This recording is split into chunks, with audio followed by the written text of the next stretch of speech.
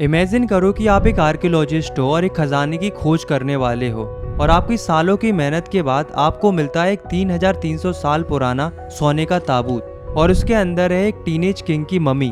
पर उसकी मौत एक बहुत बड़ा रहस्य है। क्या उसे मारा गया था और क्या उसके टॉम को खोलने वालों पर फरो का श्राप लगेगा? आज हम हिस्ट्री के सबसे फेमस फरो की कहानी सुनेंगे। एक ऐसा राजा जिसे हजारों साल तक दुनिया भुला चुकी थी, पर फिर एक दिन उसकी खबर ने पूरी दुनिया में सनसनी मचा दी। मैं बात कर रहा हूँ किंग तूतनखामुन यानी कि किंग टुट की। नमस्ते दोस्तों, मैं हूँ राहुल रावत और आज हम क्लास 11th इंग्लिश बुक का चैप्टर नंबर 3 जिसका नाम है डिस्कवरिंग टुट द सेगा कंटिन्यूस पढ़ेंगे, जिसे लिखा है AR विलियम्स ने। इस चैप्टर में हम टुट की लाइफ और डेथ की मिस्ट्री को सॉल्व करने की कोशिश करेंगे। हम जानेंगे कि आखिर टुट की मौत कैसे हुई थी, नॉर्मल डेथ थी या उसका मर्डर हुआ था। आइए जानते इस कहानी में। कहानी शुरू होती है 2005 में इजिप्ट की वैलीज ऑफ किंग्स में, जहां कई सालों पहले बड़े बड़े फरोज को दफनाया गया था। वहां का माहौल थोड़ा अजीब था। हवा तेज चल रही थी और आसमान में काले बादल थे। ऐसा लग रहा था मानो प्रकृति भी गुस्से में है। इस माहौल के बीच में किंग टुट की मम्मी को उसकी कब्र यानी कि टॉम से बाहर निकाला जा रहा था। क्यों? क्योंकि आज हजारों साल बाद टुट का एक CT स्कैन होने वाला था। एक ऐसी मशीन जो उसके शरीर के अंदर झांक कर उन सवालों को जवाब ढूंढने वाली थी जो सदियों से पूछे जा रहे थे कि आखिर इस बॉय किंग के साथ हुआ क्या था। तो ये सब जानने के लिए कि क्या थी पूरी कहानी, हमें टाइम में पीछे जाना होगा। साल थी 1922 जब पहली बार एक ब्रिटिश आर्कियोलॉजिस्ट जिनका नाम था हॉवर्ड कार्टर सालों की मेहनत के बाद किंग टुट की कब्र को ढूंढ निकालते हैं। ये एक ऐसी खोज थी जिसने पूरी दुनिया को हैरान कर दिया था। क्यों? क्योंकि उस जमाने में जितनी भी कब्रें मिलती थी उन्हें चोर पहले ही लूट चुके होते थे, पर टुट की कब्र इंटैक्ट थी, यानी कि लगभग पूरी तरह से सुरक्षित थी। जब कार्टर ने उस कबर को खोला तो उनकी आंखें खुली की खुली रह गई। अंदर इतना खजाना था जिसकी कोई कल्पना नहीं कर सकता। गोल्डन आर्टिफैक्ट्स, रोजाना इस्तेमाल की चीजें, बोर्ड गेम्स, ब्रॉन्ज रेचर्स, कपड़े, खाने पीने का सामान, सब कुछ। उन्हें लगा कि जैसे उन्हें किंग मेडास का खजाना मिल गया हो। ये सब चीजें इसलिए मिली थी क्योंकि एंशिएंट इजिप्शियंस मानते थे कि डेथ के बाद भी लाइफ होती है और किंग को आफ्टर लाइफ में इन सब चीजों की जरूरत पड़ेगी, इसलिए उनके साथ साथ ये चीजें भी दफनाई गई थी। दोस्तों, ये उस वक्त की सबसे बड़ी आर्कियोलॉजिकल डिस्कवरी थी, पर असली खजाना तो अभी मिलना बाकी था। वो था टुट का 3 नेस्टेड कफिन्स, यानी कि एक के अंदर एक रखे 3 ताबूतों का सेट। पहला ताबूत खोला तो दूसरा निकला, दूसरा खोला तो तीसरा निकला और तीसरा ताबूत जब खोला तो कार्टर की सांसें रुक गई। वो पूरी तरह से सॉलिड गोल्ड से बना था और उसके अंदर फूलों से ढकी हुई आराम कर रही थी किंग टुट की मम्मी। पर यहाँ से कार्टर की सबसे बड़ी मुश्किल शुरू हुई। जब उसने मम्मी को निकालने की कोशिश की तो वो हिली तक नहीं। वो सोने के ताबूत के तले से चिपक चुकी थी। क्यों? क्योंकि उस जमाने में कुछ रिचुअल्स रीजन्स का इस्तेमाल किया जाता था, यानी कि एक तरह की गोंद का इस्तेमाल किया जाता था और हजारों साल में वो गोंद पत्थर जैसे सख्त हो चुकी थी। कार्टर ने सोचा, क्या करूं? उन्होंने मम्मी को इजिप्ट की धूप में रखा, ये सोचकर कि गर्मी से शायद वो गोंद पिघल जाएगी, पर ऐसा कुछ नहीं हुआ। अब कार्टर के पास 2 ही ऑप्शन थे, या तो वो मम्मी को वहीं छोड़ दे या फिर उसे काट कर बाहर निकाले। अगर वो उसे वहीं छोड़ देता तो चोर सोने के ताबूत के लिए मम्मी को तोड़ फोड़ कर खजाना लूट ले जाते। इसलिए कार्टर ने एक बहुत ही कॉन्ट्रोवर्शियल डिसीजन लिया। उसने मम्मी को काट कर बाहर निकालने का फैसला किया। उसने मम्मी की मेजर जॉइंट्स को अलग किया और उसके सर को भी शरीर से अलग किया ताकि वो उसे ताबूत से निकाल सके। उस जमाने में कार्टर को इस स्टेप के लिए बहुत ज्यादा क्रिटिसिज्म झेलना पड़ा था।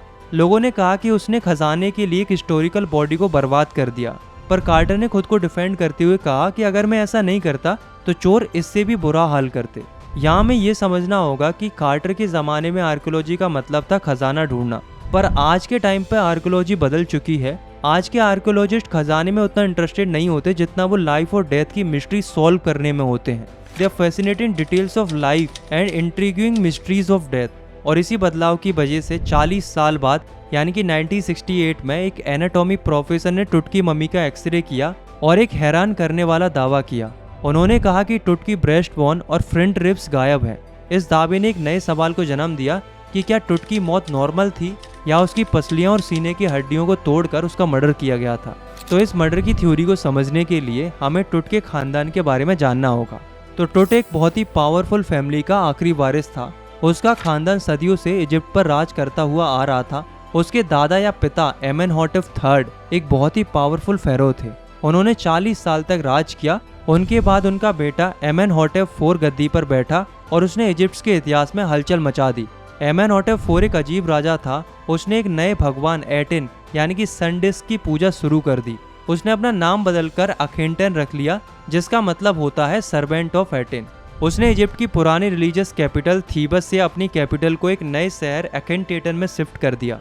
इतना ही नहीं, उसने अमून जो उस वक्त के इजिप्ट के सबसे बड़े भगवान थे उन पर हमला कर दिया। उसने उनके मंदिर बंद करवा दिए, उनकी मूर्तियां तुड़वा दी। राइटर उसे आप विट वैकी कहते हैं, यानी कि थोड़ा सनकी कहते हैं। सोचो, पूरे देश की हजारों साल की परंपरा को एक ही झटके में बदल देना। इससे पूरे देश में अफरा तफरी मच गई। अखेंटेन के बाद एक और राजा आया और फिर गद्दी पर बैठा हमारा हीरो तूतनखैमुन, जिसे हम टुट के नाम से जानते हैं।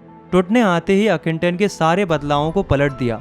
उसने पुराने भगवान अमून की पूजा फिर से शुरू करवाई और इसलिए उसने अपना नाम तूतनखातेन से बदलकर तूतनखामुन रख लिया, जिसका मतलब होता है लिविंग इमेज ऑफ अमून।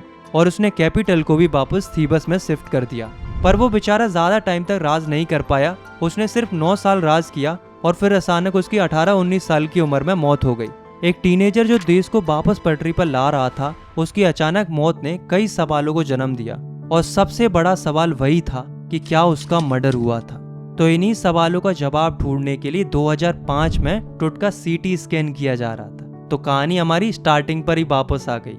तो इस सीटी स्कैन के इस पूरे प्रोजेक्ट के हेड थे जाही हवास। जब टुट की मम्मी को उसकी कब्र से निकाला जा रहा था तो मजदूरों ने उसे एक हाइड्रोलिक लिफ्ट पर उठाया। जाही हवास थोड़ा चिंतित थे। वो मजाक में कह रहे थे, the curse of the Pharaoh is still on. Pharaoh का श्राप अब भी जिंदा है। ऐसा कहा जाता है कि जो भी फरो की नींद में खलल डालेगा उस पर मुसीबत आएगी। और उनका मजाक सच साबित होता दिख रहा था।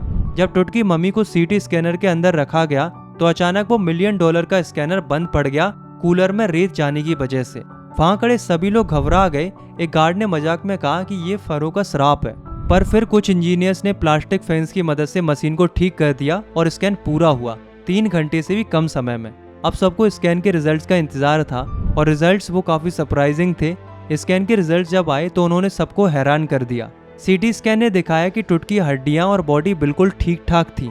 कहीं भी ऐसा कोई निशान नहीं मिला जो ये बताए कि टुट का मर्डर हुआ था।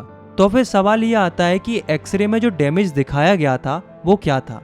तो इसका आंसर शायद ये है कि डैमेज शायद तब हुआ होगा जब हावर्ड कार्टर ने मम्मी को उसके कफिन से जोर लगाकर निकाला था। तो सीटी स्कैन ने एक बड़ी मर्डर मिस्ट्री को सॉल्व कर दिया था कि टुट को मारा नहीं गया था।